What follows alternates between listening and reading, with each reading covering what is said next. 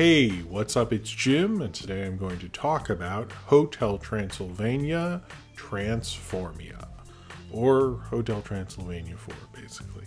So this is the presumably final Hotel Transylvania movie. It is not this time directed by Genndy Tartakovsky, although he came up with the story and has a screenplay credit in it. It is instead directed by Derek Dryman and Jennifer Kulska, who also directed the Monster Pets, or Monster Pet or whatever short, which I've actually reviewed before, so you should check that out. But this is very much a sequel in the franchise. It is not a film you can watch. You can, I think you can sort of follow it. My mom watched it with us, and I don't know if she fully knew what was going on because she hadn't seen the other ones, which is my fault. Because it is very much a sequel to 3. It has a lot of plot elements. Drax's girlfriend, played by Catherine Hahn, Will Van Helsing's in this. They have like every character there. It feels like a film that is within the universe that we've seen in 3 films. So if you've not seen the Hotel Transylvania films, you just frankly shouldn't see this. And it's not trying to keep you up on any of that kind of stuff. As well as you don't have Adam Sandler nor Kevin James, which I think is fucking bullshit. I thought Kevin James was like a real dude who would just like, show up to work, do his job. But apparently he's a fucking sellout. I just like, he used to be the king of Queens, and now he's like the king of bullshit, but whatever. And Sadie Sandler, who voiced one of the werewolves, didn't come back as well. Everyone else is pretty much back, but this is sort of a flip on the whole thing, where Andy Samberg's character ends up being a monster because he believes he can't get the Hotel Transylvania unless he is a monster. He transforms himself into a monster with this ray, which also turns Dracula into a normal person. They have to get the gem so they can turn back, basically. And also, so Andy Samberg and his character of Johnny and Mavis, so they can run the Hotel Transylvania, and his nervousness of retiring and leaving the Hotel Transylvania. I think this film handles transitional power within families fairly well, actually. I was actually sort of into that, specifically because that is the point of this entire franchise. The entire franchise is about Drax sort of dealing with Johnny and his grandson, all that stuff. 3 kind of just didn't do that really. Which I still like. 3 is still my favorite. I know I'm in a minority there, but I really like 3. This one kind of works. This probably works as a more proper sequel than 3. This one is more kind of ending all the themes and all the ideas that started with Johnny showing up and then falling in love with Mavis, to eventually like taking his place within the family as he's been married and has a kid and so forth.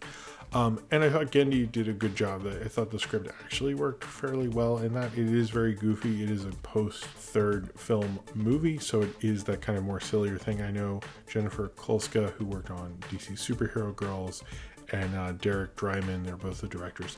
They worked on SpongeBob and all sorts of more goofier cartoons. I think that's the right, if they ever make more of these, they made 4 of them, they make a 5th one. I think that's where this franchise works. And these films and these characters and so forth work best. I like the animation style when it's goofier and sillier. I think I think ranking wise, I wouldn't probably put this too high in terms of the quality of it, but in terms of the animation and how it's getting goofier and sillier and stuff like that.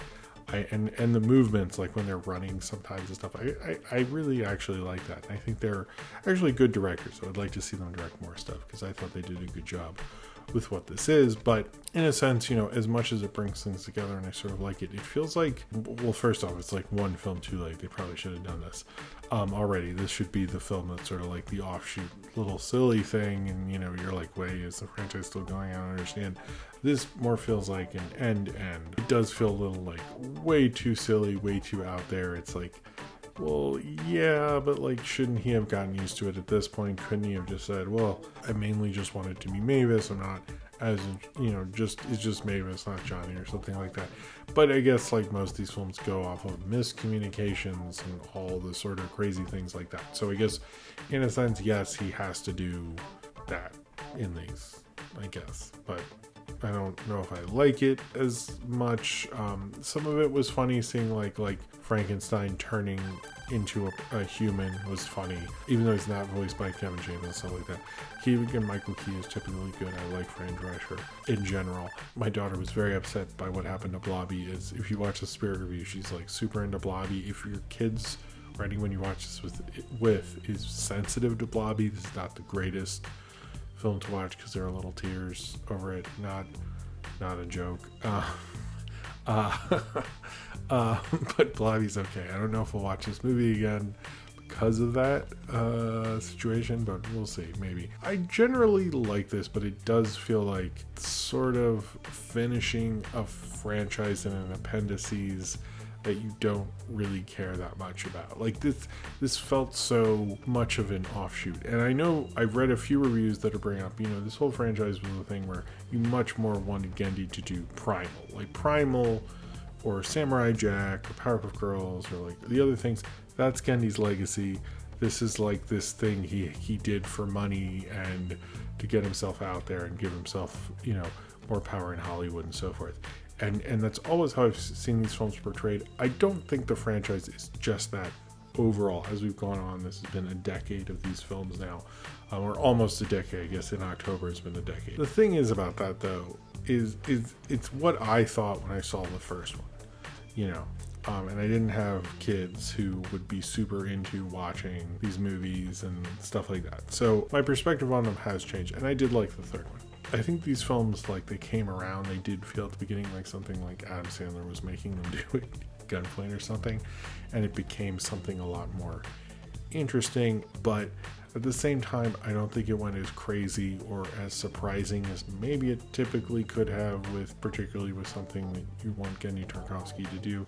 Never felt like Sony would let him fully be himself, or at least maybe that's how we feel artistically, but I still enjoyed this. It honestly felt like kind of a regular thing. It wasn't Gendy's direction, but it still felt fairly good. I think these films are all about, the father-daughter relationship and how important that is, but I did like that this film was about father and son-in-law and him finally, completely being welcomed into the family, although it sort of felt like he had, and his grandson and all that stuff. That's kind of part of it. It feels like the plot sort of moved on to a certain point, and I think that character wouldn't want to just give it to Johnny and stuff because he's afraid what he would do. But I like where this film at least left the franchise. If this is the end, this is a nice place to leave it. I'm fine with that, but it does feel like if you forgot they made a fourth one, you'd probably be okay, but then when you see it, you go, oh, that was nice. And that's kind of as far as it really goes, which I think is why the reception is sort of muted to people who don't care as much about these movies. I think that's sort of what has held it back in a certain regard. I don't think this will Transformania your opinion or anything, but it's just sort of, maybe it is one of the worst ones, but it's still decently solid in a way that doesn't make you kind of think of it. I mean, I could see you kind of forgetting about this franchise after this film. It's kind of like a typical another entry kind of a film, and then you sort of just put it on a shelf and leave it, and then someone brings it up and you go, oh yeah, this isn't the exciting thing that I felt like this franchise was getting better as it went along. This doesn't feel like that necessarily, which I'm not saying because Gendy isn't there. I'm saying because I don't think the quality of it is really there. It doesn't feel like, it feels like a thing with Johnny that, maybe this franchise needed to have, and those characters naturally needed to do that, but it did feel like a little too late. It didn't feel like the film fully dealt with that. It was more into the, he's a human, now he's a human, he's a monster thing. And I think it tried very much to be the kind of final one and be this final note, and I think it does that, but it doesn't leave you with a real sense of, I think, completion, maybe because they want you to think that there could be another one. I think it leaves it on a good note, and I think it leaves off the kind of Johnny thing with Drac and all that stuff, but it just didn't feel as surprising and sort of interesting, and it didn't feel as fun and crazy as I think a Gendy thing would. I don't know. It just sort of was just solid enough that you won't question anything, but I don't think you'll really be thinking of making another trip to a Hotel Transylvania after this one. So if you've seen Hotel Transylvania, Transformania, and you would like to talk about it, then comment below in the comments and subscribe if you would like to.